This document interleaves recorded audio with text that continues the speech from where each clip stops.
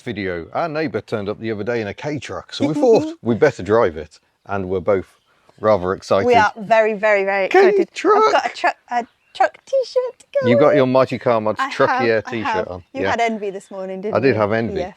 But yeah, let's have a walk around this tiny, tiny little truck. So what actually is it? Well, it has a Nissan badge, but it's not a Nissan at all. It's badged as a Nissan Clipper NT100, but it's actually a Mitsubishi Minicab. And the Mitsubishi Minicab is a range that goes all the way back to 1966 and has just gradually evolved along the way. This is the 6th generation U60 version of the Minicab, and it has a tiny little 3-cylinder engine that we'll try and find in a minute. I'm not actually sure where it is, and a little sort of truck bed on the back. The Nissan version, the Clipper name, was just pure badge engineering by this stage, but the Clipper name actually originates with the Prince Motor Company way back in 1954. They had kind of a mid-size truck, not a Kei truck, which evolved into a Nissan when Nissan took over Prince in 1966. That line I think came to an end in the 1970s, but they revived the Clipper name for this badge engineered version, and the name lives on now. Both the Mitsubishi and the Nissan are rebadged Suzuki Carries. If you remember, the Bedford Rascal was a super carry back in the 1980s. So there's a lot of history here, and they made a lot of these as well. Around 400,000 Mitsubishi Minicabs of this generation. So Kei trucks, all the rage in Japan. They get tax breaks for being quite so tiny, and it's got a load area, but the capacity isn't ridiculous. If you think back to the Reliant Fox I used to own, it's my only small truck t-shirt, so I thought I'd wear this one. I think that had a payload of 350 kilos, and so does this. Come in, look. And actually, here's a little nod. I think that's the dealer that supplied this. It still uses the Prince name, even as late as 2008.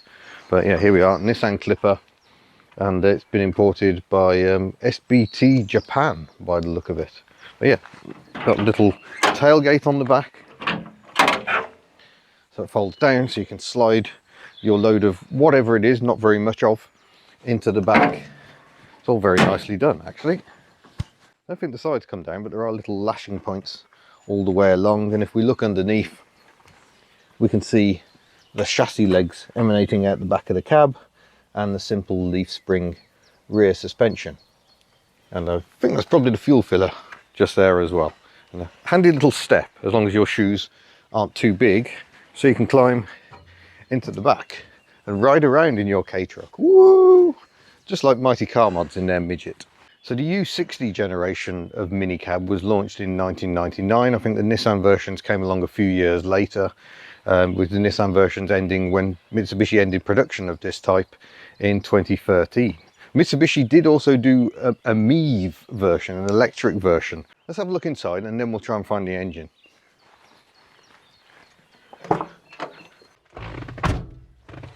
Well, it's a little bit tinny in here, but to be expected. It's a utilitarian vehicle. I can hear my voice ringing around, but it is compact as driving positions go. I can't move the seat back because it's already in the rear bulkhead, but you know, nice little head restraint here.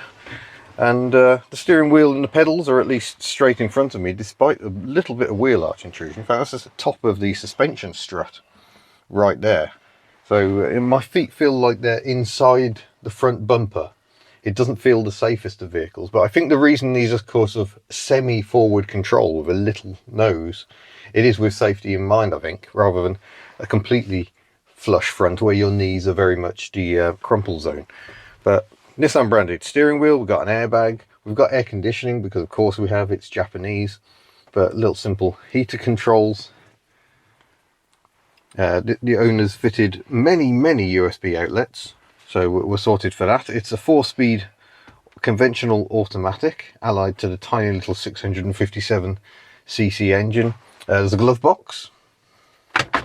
Ooh, Bezzy's Mad Manchester anthems. Okay, we've got bungees for securing our load, not that we really have one, but yeah, still unwinding windows with the obligatory JDM spec Yo wind deflectors. They like being able to have the window open without the rain getting in, obviously when you're not using the air conditioning. In front of me, oh, cup holders. Yeah, very excited about cup holders, and tiny little storage area down there. The owner seems to prefer older forms of navigation.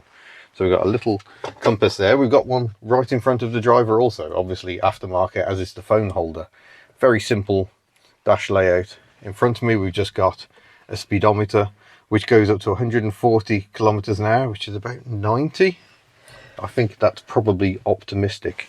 And yeah, we won't be trying the realms of high speed today. And little aftermarket switch, which I'm guessing is probably rear fog light. I didn't notice one hanging down the back, so maybe it's in the reverse light housing, just like I did on my Ford Fairmont. Do indicator noise. Oh wow, that's a proper solid, proper indicator relay. None of your fake electric nonsense here. You can almost feel that vibrating through the cab. I like that very much. Right, let's see if we can find the engine then. I think the engine is probably underneath us because there isn't room for it up front. So This is gonna be fun. yeah, let's see what we can find. Oh, this is the jack. I thought it was an armrest, but no, we got the jack has been squeezed in next to the seat there. Now, see what we can find. Oh, hello. There are little fastenings down here, but then I must have to fold the back down somehow. Oh, there we go. Everybody's holding, Ha-ha! holding their breath at this point. Yeah, there we go. We found the engine, or some of it. An alternator at least, which seems probably bigger than the engine. We may have to open your side to see more engine. Okay. We've got the coolant accessible over this side at least. Let's have a nose under the other side. Off you get, clip. Feels like we should have that. Oh, I see, that just lifts out entirely. I think. There we go. Oh my gosh, yes. Here is, I'll bring you right over here. Here is the tiny little 657cc engine. It produces 48 brake horsepower, single overhead cam, and sends its drive rearward to the rear wheels. That really is very, very dinky. Are you loving it? I am absolutely loving this. Ian came in from the dog walk the other day and said, "You'll never believe what our neighbour had," and this was not what I anticipated. Yeah. And then I bumped into him on another dog walk, and Diego's not the quietest, and I just said, "Can I just say I love your truck?" And he said, "Well, if Ian wants to Hubnut it." I was like, "Ian, so go thank down." you, neighbour. Right, we have screen wash here as well, and an expansion bottle for the coolant. But I think it's probably about time we went for a drive. Should we put it back together? We have already felt the mighty power. Yeah. Oh, it's wonderful. So let's fire up the beast. And given we are sitting on top of the engine, it's remarkably quiet. Lovely 3-cylinder from. A soundtrack we've grown to love on this channel, very much indeed. But we better do a wiper test. Wipers left, obviously, because JDMO. Oh no! It's rather similar to Chevy at the moment, but good overlap, no triangle of doom. Very loud wiper motor, because I suspect it's right in front of me somewhere. But yeah, plenty of overlap. Good to see. And nice little mirrors as well. Notice we've got 2 blind spot mirrors. So there's one to give me a wide angle, but there's also one just ahead of it to show the front wheel. So I can actually see the front wheel from where I am. That's good for finding curbs. I've never seen that. That is really, really clever. I don't think the steering, no, we've got no power steering, but we don't really need it because as soon as you're moving, it's absolutely fine. There's not really much to play with in here. We've got headlamp leveling, which is quite handy for a working vehicle, and a heater. And that really is about it. I'm just going to see, have we got a headlamp warning? Oh yeah, it likes a beep. And then if I... Has it got a horn? Oh yeah, horn. Oh, jeepers. Yeah, I think the horn's in here as well. But if I put her in reverse, more bleeping. But into drive we go, and away. Now we decided that tiny truck needs tiny roads, and thankfully Wales has quite a lot of them, as you can see. This really isn't a highway sort of a vehicle. The owner says it's entirely happy, at 50 miles an hour. requested we don't go any faster than that. I think it would go faster than that, but we won't take it faster than that because that's what we agreed.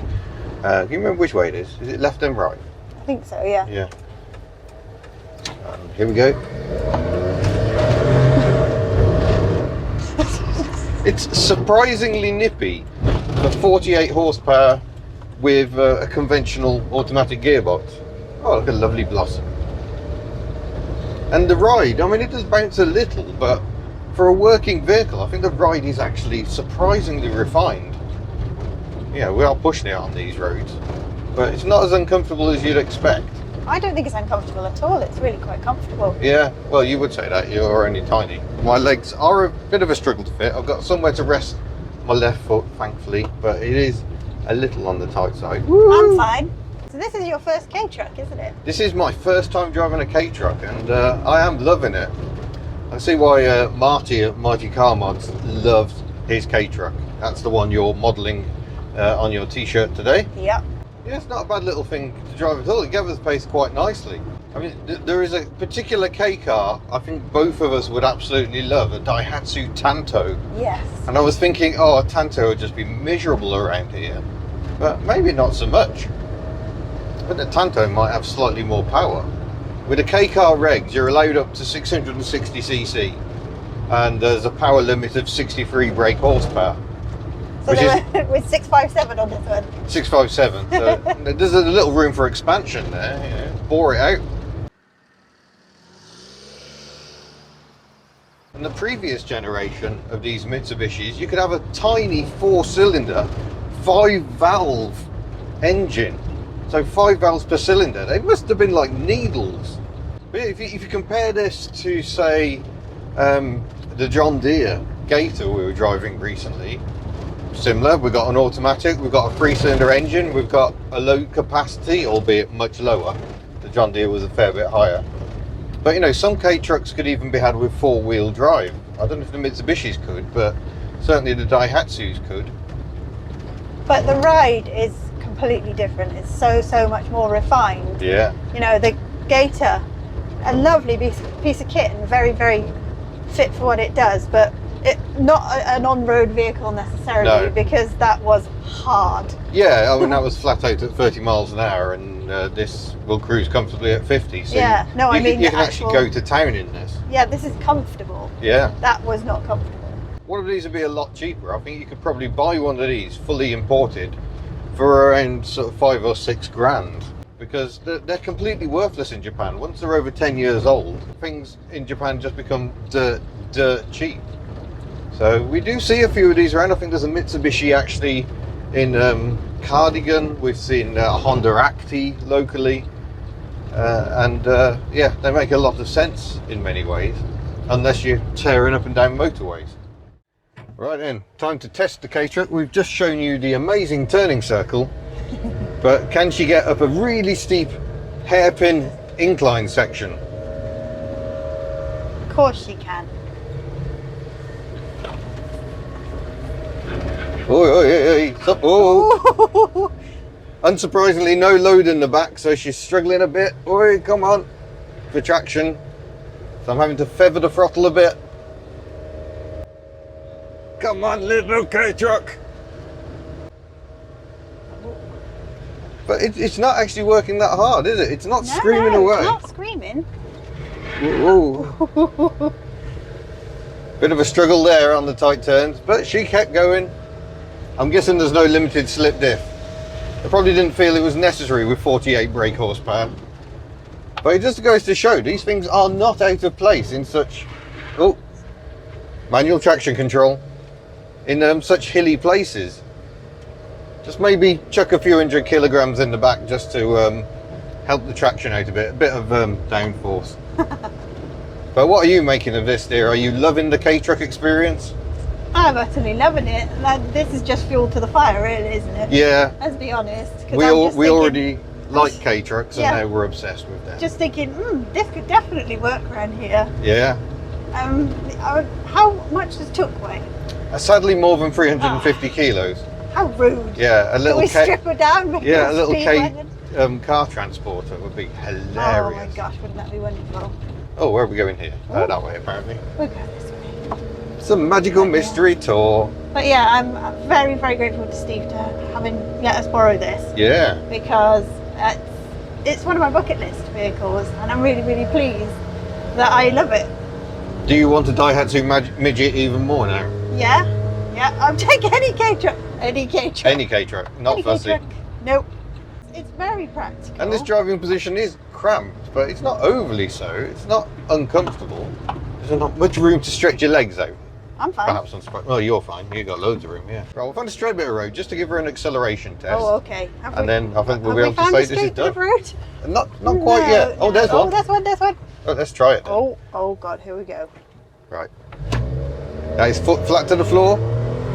Oh, she's not convinced about that. That's 40. And we're running out of road. Oh, we didn't even get up to 50 miles an hour, but it goes really well for such a tiny engine.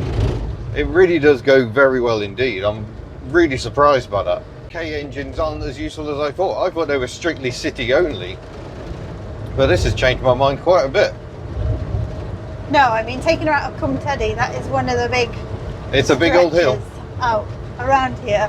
Well done, little Kei Truck. It's also only done 57,000 kilometres, by the way, which is about, I don't know, 36,000 miles, I think.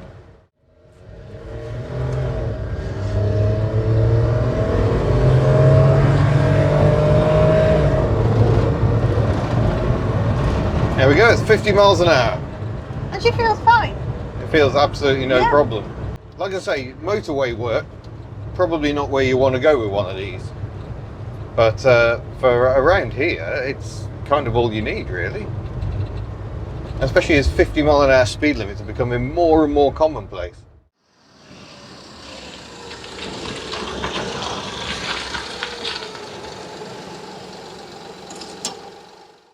Oh, well there we go. All the fun of the fair in a tiny, tiny Kei Truck.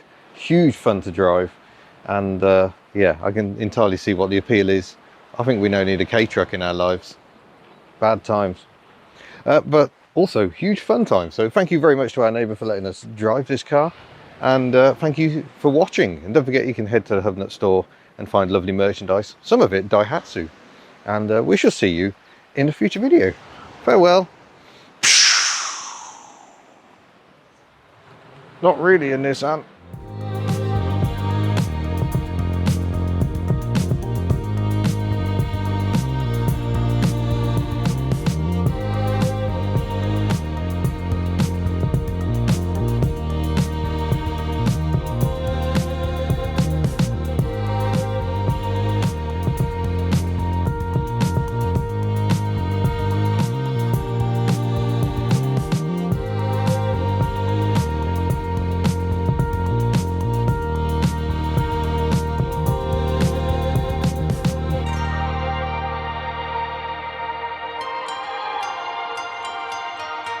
This is a video for people who like weird small things. It's a Kei Truck and Miss Hubnut. I knew I was going. You toad.